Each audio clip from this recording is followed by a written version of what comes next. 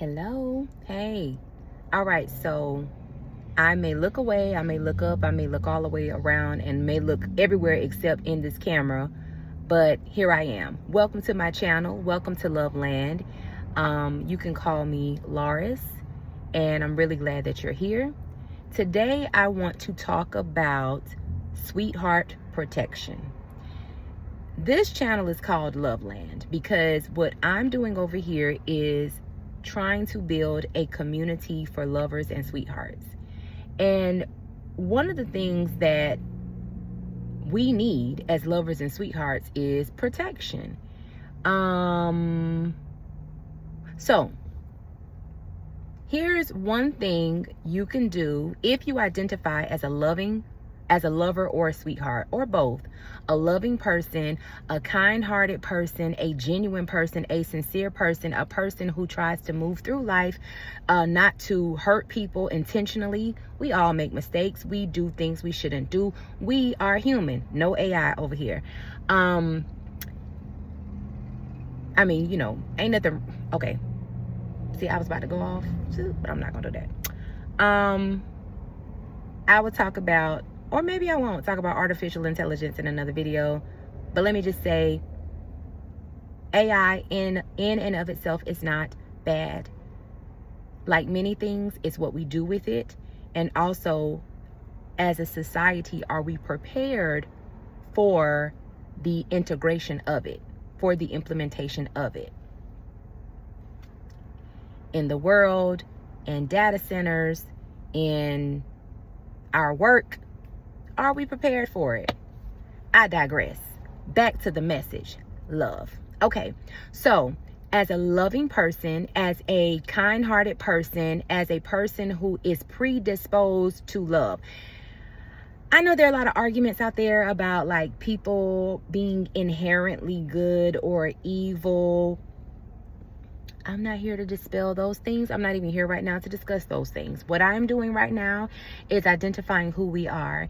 And as lovers and sweethearts, one of the main things that makes us who we are is we are predisposed to love and care. What that means is I want to see the good in people. I want to see the best in people. As a matter of fact, I may see the good and the best in you without me even realizing it. I want you to succeed. I want you to be successful. I just want the best for you. I believe in humanity. I believe in the good in humanity, but I also know evil is real. I believe in good in humanity. I believe in good in society, but I also know bad is real. Good and evil, good and bad, opposites are real. But I believe in love. And I believe I was created from love. And I believe I was created to love. And what I give to the world is love. I give love in my relationships. I give love to myself. I give love to my creator. I believe in love. I create from love. I create to love. I do other things in life, but a big part of who I am, without me even realizing it, before I even had language for it, was love. Now, if you identify with anything that I just described, which over time I will clarify this definition of what a sweetheart is and all that, I'll work on that. I'll come back and work on that. The first thing, though, I wanted to say today for this particular video was we must protect ourselves, okay? Now, others are supposed to protect us. We'll talk about that another time. But here's what we can do to protect ourselves. Here's one of the first things we can do to protect ourselves. You ready? We can embrace our identity as a lover or a sweetheart. See, let me say it again. One of the first things we can do to protect ourselves, I'm talking about sweetheart protection. One of the first things we can do, or one of the things that we can do to protect ourselves as loving people, as sweethearts, lovers and sweethearts, is we can embrace our identity as such.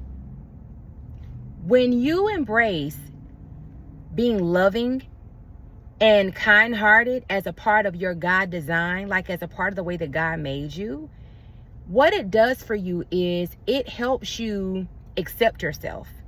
And it helps you see how you're different from other people around you. And it also helps you identify other people who are like you. Self-acceptance is so important. Accepting this quality about yourself is important, because when you accept this attribute that is so rich within you, that you embody in such a strong way, or that you embody in such a rich way, you begin to understand maybe why certain things happen to you. You begin to understand maybe why you have certain struggles, why you have certain issues, why you have certain problems. And based on that, you can then create a strategy for yourself to insulate yourself from certain struggles, challenges, issues, etc. But if you don't start by embracing the fact that I'm a loving person, if you look at things that you go through as, why do I keep going through this? And we all go through that because you're trying to understand. Story. Me, I identify as a good person. I mean, we're human. I've made mistakes. I've done things I'm not proud of. I'm growing. I believe in growth. And, you know, that's a part of the life, of the human experience. That's a part of life. We grow, we learn. You know, that's what we do. But I remember being so frustrated because I was like, I'm a good person. Why don't they like me? Or why doesn't this person like me? Why are they giving me a hard time? Why can't they see that I'm just trying to help? And I did not, for so long, I identified as a good person, and I still do. But something happened for me when I realized and began to identify as a loving person. When I accepted love as a part of my God design, it helped me understand my life, and it also helped me understand what I need to do to protect myself because of how I'm designed. It's like, and this is no disrespect to anyone, but it's like having a health challenge that creates a limitation for you, or developing some type of health challenge that creates a handicap for you. Years and years ago, the way I thought of it was like being a person who is a dwarf, and how the world that we live in is not designed for people who deal with dwarfism, for people who that is their reality. Everything's big, everything's tall, you know, it's not designed for them. Things may be designed for children, but as an adult, things are designed for you if you are of a certain height. When people are little people, I like that word better. When people are little people, because I'm not trying to be derogatory in any way. When people are little people, you remember when they had the shows on TV too, we saw them modify their homes to accommodate them. We saw them modify their homes for them. They built their shelves a certain way. They just did all types of things to make their home, their living environment, better suited for them, conducive for them, because of their unique God design. That is what we have to do as sweethearts. For these people who are little people, sure, they can, they've learned how to, use the same things that an average height or regular size person uses. They're overcomers. So they've learned how to use things. And as a matter of fact, in some instances, they probably have no choice because there is no alternative for them as a little person. What I'm saying in using that as an analogy, and I hope it's driving the point home, is as it is with little people who have to create their home environment to be suitable for them,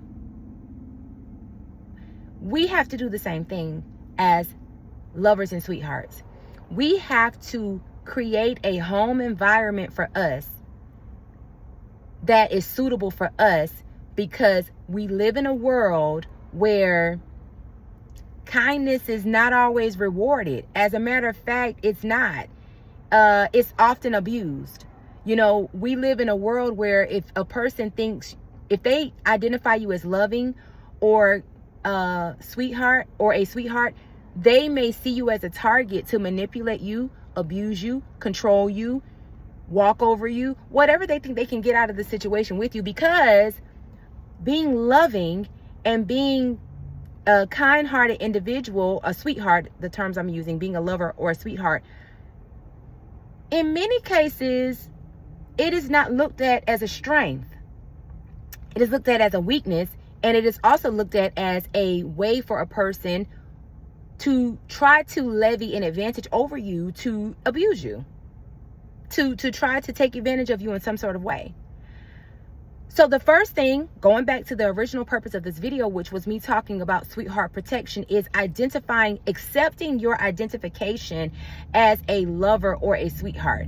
When you do that, you begin to see what you need to build in your own life to insulate your life, to protect your life. Just like little people, once that little person is born, especially when they're born to parents who are normal size, those parents, normal height, those parents have to then accept my child has been born a little person. And now I have to create a world for them where they can still thrive. That's what we have to do. We have to create a world for ourselves where we can still thrive. Because the world needs love. But sometimes love seems like an anomaly. Sometimes loving people seem hard to find and seem like an anomaly. And once again, because in our society at large, being a kind-hearted person, being a lover or a sweetheart, is looked upon as a way to levy an advantage over a person, to use them for your own selfish gain. In other words, it's a weakness. But it's not. It's a strength. It is a strength. So the first thing to do to protect yourself is to accept, I'm a loving person. I'm a sweetheart. Because once you begin to accept yourself, guess what you might realize? I've been acting mean and crazy, really, because I'm trying to protect myself from crazy people. The work can be done.